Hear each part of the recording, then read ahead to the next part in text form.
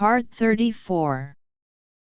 Last time I mentioned Liu Yang, who basically had no money and still refused to get a job. I figured, since my schedule was flexible and fate had thrown us together, I might as well help him out. Normally, I never cooked. But now, with 2 mouths to feed, eating out was no longer an option.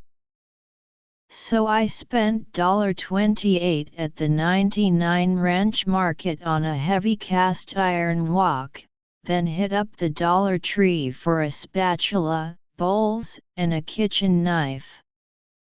Back then, everything there really was $1. Quality didn't matter, cheap was king. I grabbed some seasonings while I was at it and officially declared myself the house chef. To save money, I walked every day to the Hong Kong supermarket to buy chicken drumsticks, only $0.69 a pound. For $2 or $3, I could get about 10 pieces. Across from the meat counter was the discount produce rack. Everything on it was $1 a bag, no matter how wilted or misshapen. I'd pick up a cabbage or a head of Napa and call it a deal.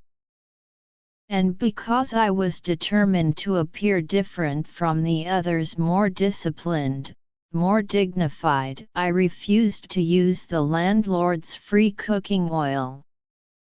The landlord provided rice, flour, and oil, but everyone else used it recklessly. I told myself I had principles. Looking back, I was just an idiot trying to feel noble while broke. That habit, wanting to seem better than taking advantage, hasn't left me to this day. My signature dish during that time was braised chicken drumsticks. 10 drumsticks plus 1 whole cabbage or head of lettuce made enough food for 3 people: me, Liu Yang, and Xiao Lu. The recipe was simple. Wash the meat and vegetables, parboil the chicken, then heat the wok with cold oil to sear it, add soy sauce for color and flavor, finally, pour in a lot of cold water and simmer for half an hour. Toss in the vegetables, cover it for 15 minutes, and voila, dinner was done.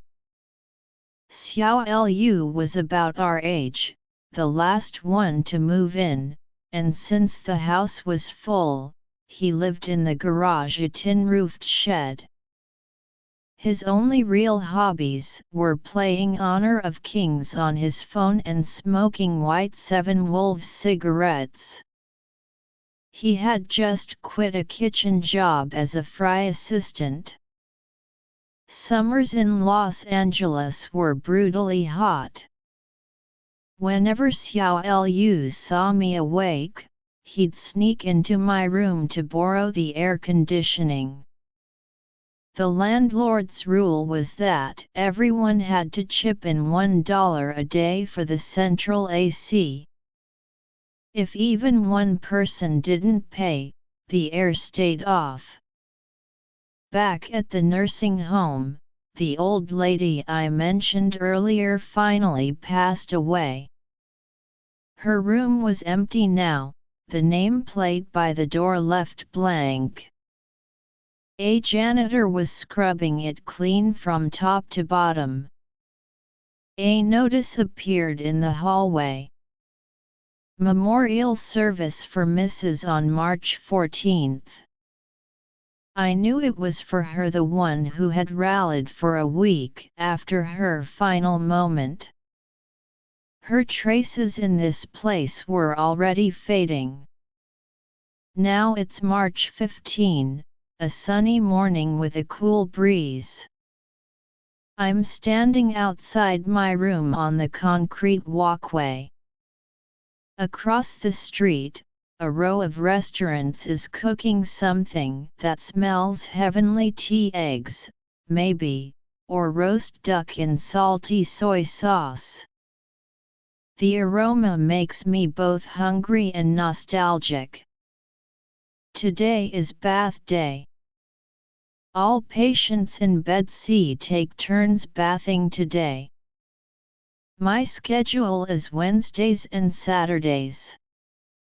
This is my 4th time showering while standing up, though I still need a walker for balance.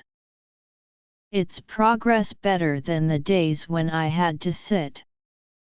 I just received the used laptop I ordered, hoping to type more easily.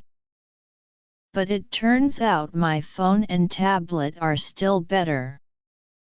The laptop, a 14-inch Lenovo ThinkPad X12018, i7, 16 GB RAM, 512 GB SSD, 1080p, 300 nits brightness, cost me only $250, a steal. Except the text is too small, the screen too dim, and my eyes too weak to read it clearly. I'll save it for later. For the day my vision gets better. Whenever that might be.